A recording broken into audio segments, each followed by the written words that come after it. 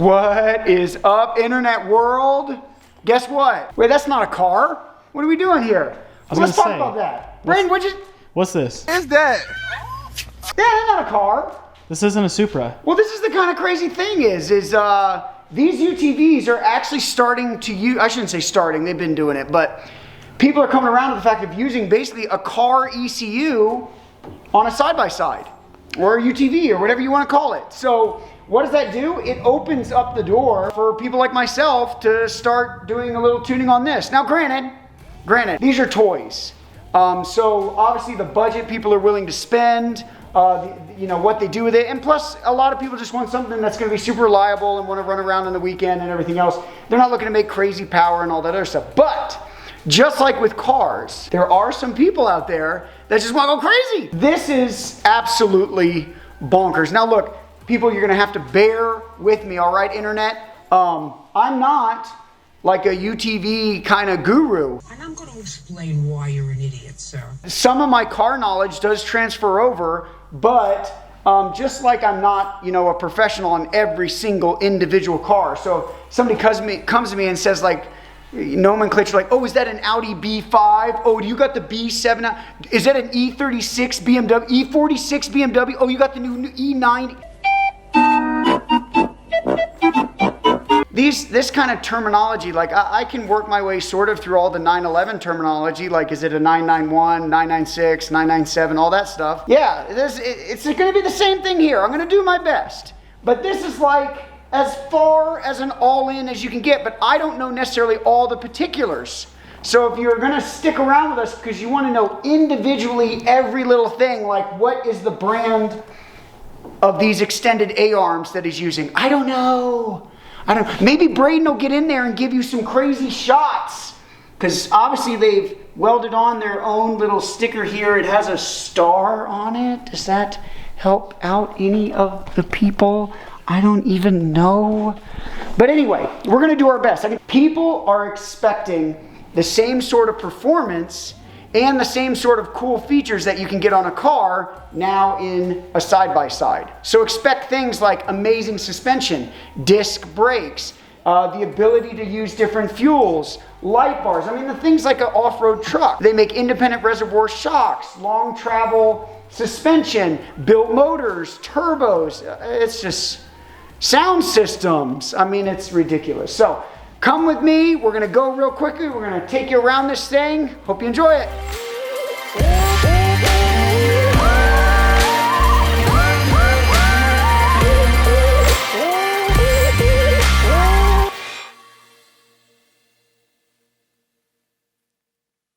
This thing's pretty nuts, man. Braden, what questions do you have that I probably will not be able to answer? But look, we were just talking a second ago. I don't know what else the owner will do, because I'm not totally sure of all of my razors out there, but this is all custom. Look, there is not a bolt on this thing that he hasn't like dressed up in a little dress-up kit or whatever. The entire body's wrapped. Like we said, these have been done. Look, this interior does not look stock to me with all this diamond stitching and these seat belts. Look, even the back, like the entire rear view mirror has just been gone through and looks ridiculous. The cage is like painted, the light bar.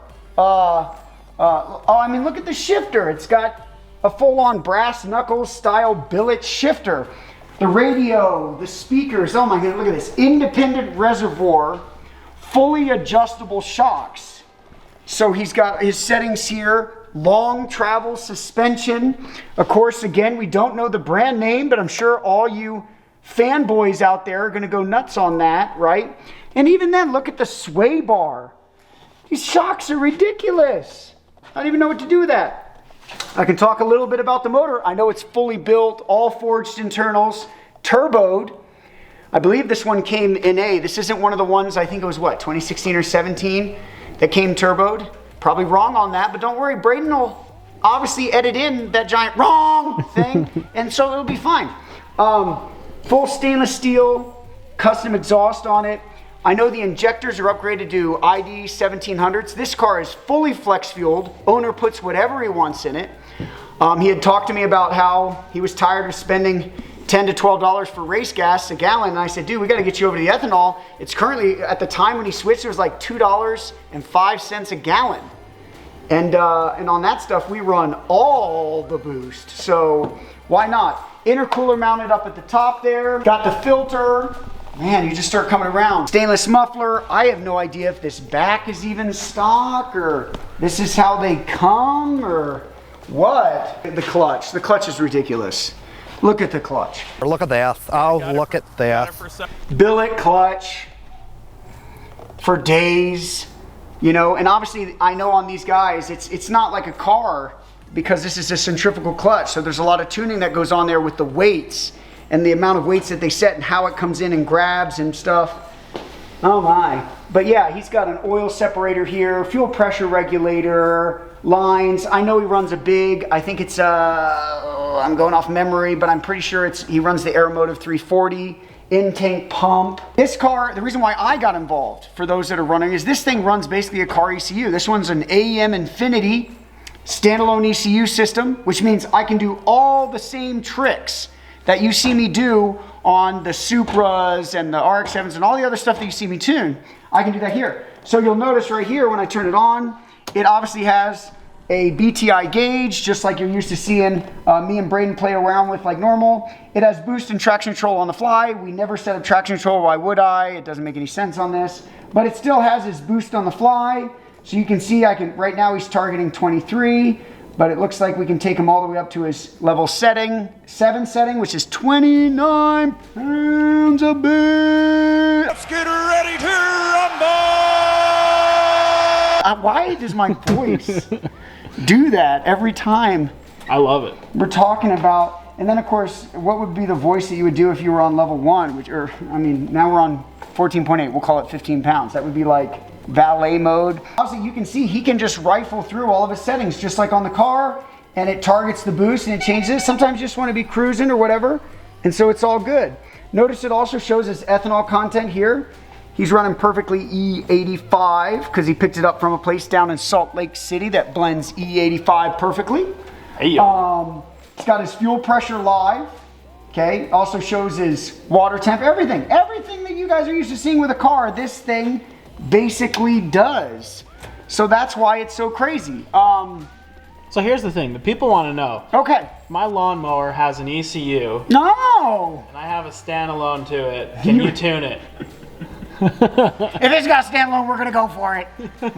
Can you imagine? This is where you insert all the pictures where guys are like, "Can you tune my Honda?" And there's a Honda riding mower.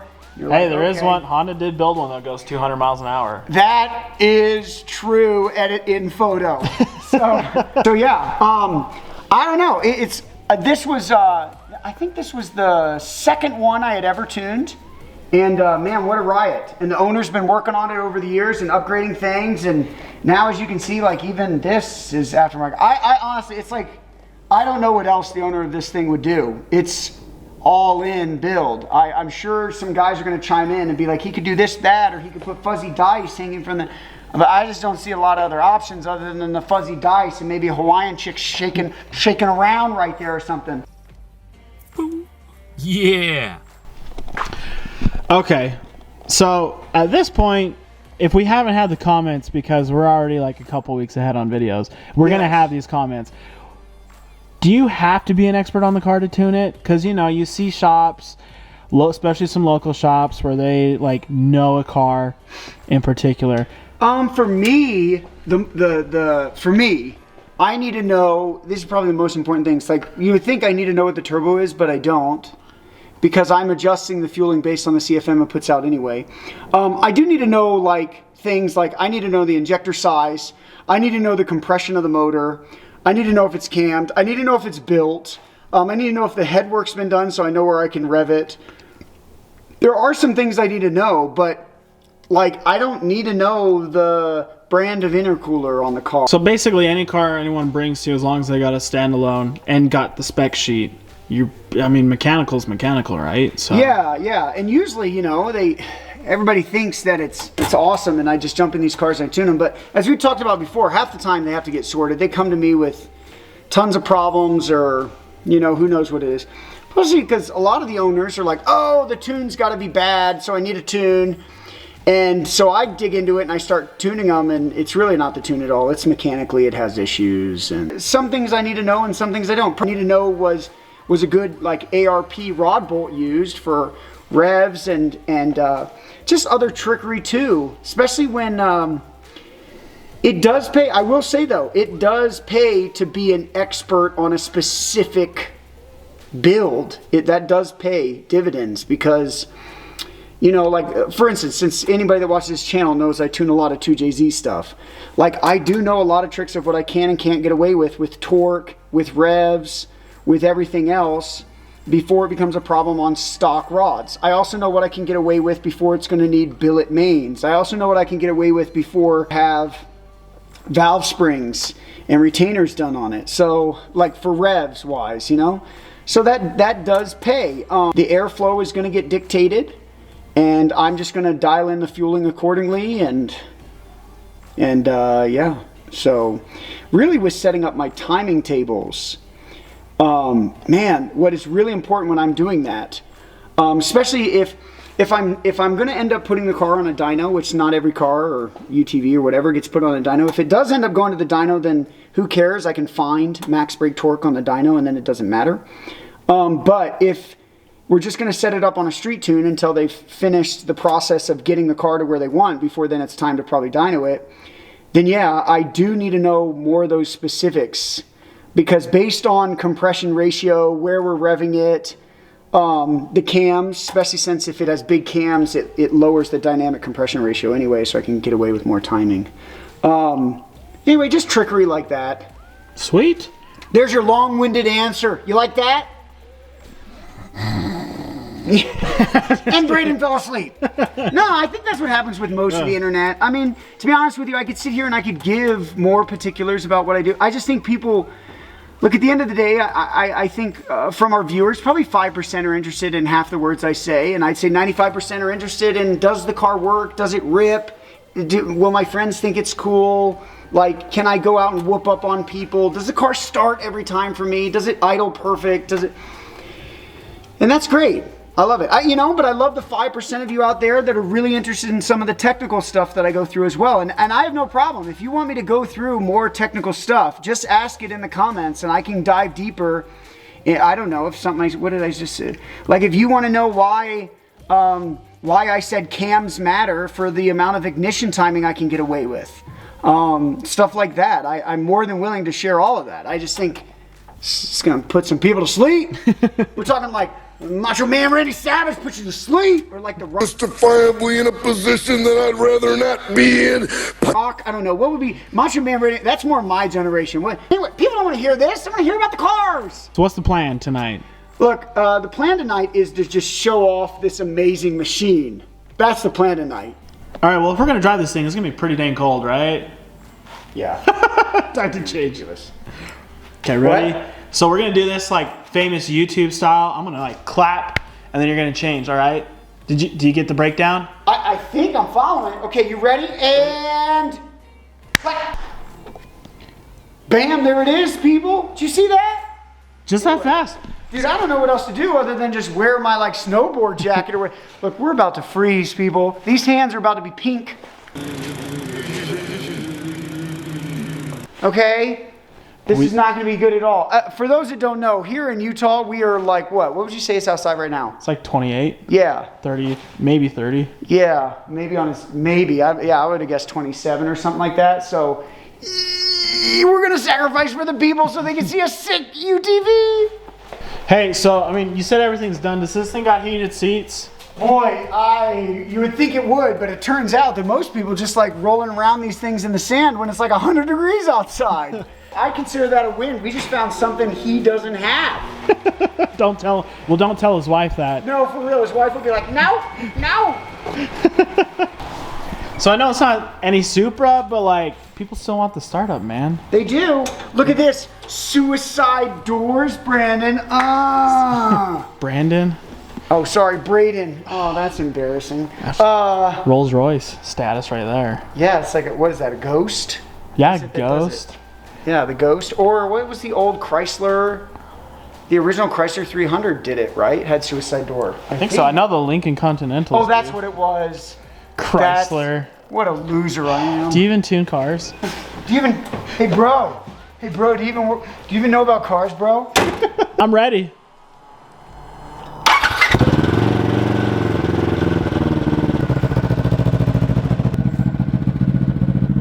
Man, is it chilly outside? Oh, this is a bad idea. Whose idea was this?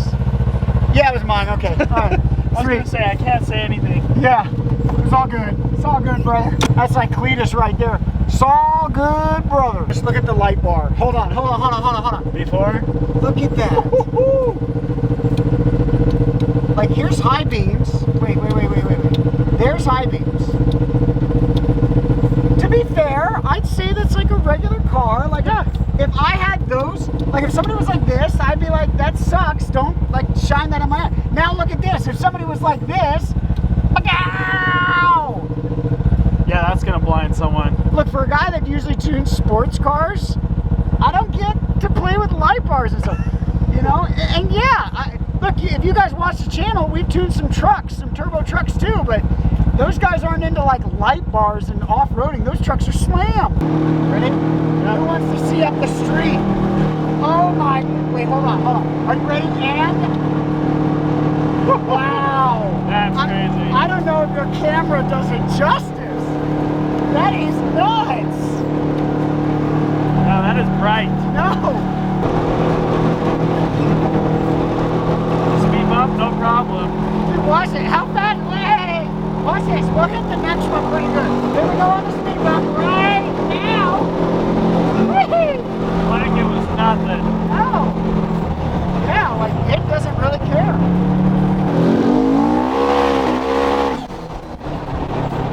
Spins a little bit, but then it gets it.